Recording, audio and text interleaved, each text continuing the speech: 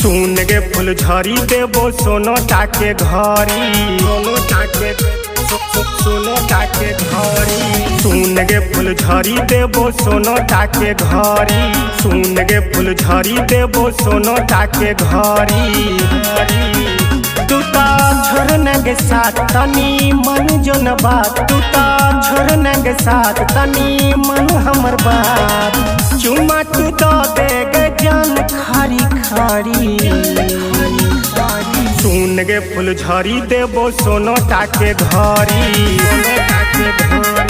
सुन गे फूल झरी देबो सोनो टाके घरी।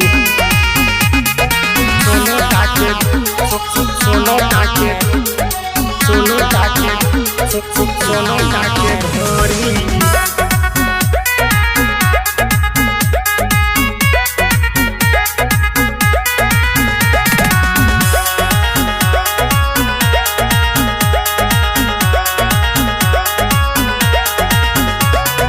चाहिया तू बन भी हमर कन्या गे, पूरा गहना सब भर देबो तोरा रनिया गे, तोरा रनिया गे, तोरा रनिया गे।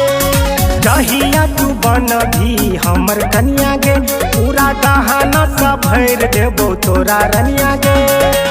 देखे में लगबे जान तू तो गे पारी। सुन गे फूल झरी देबो सोनो टाके घरी, सुन गे फूल झरी देबो सोनो टाके घरी। सोनो टाके घरी, सोनो टाके सोनो टाके घरी। Music by Aryan Abhishek.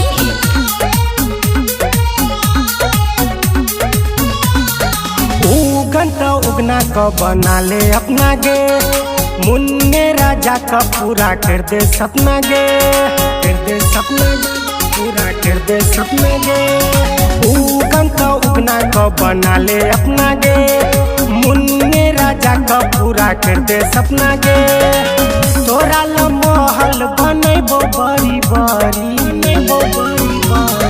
सुन गे फूल झरी देबो सोनो टाका घरी, सुन गे फूल झरी देबो सोनो टाके घरी। सुने लगे।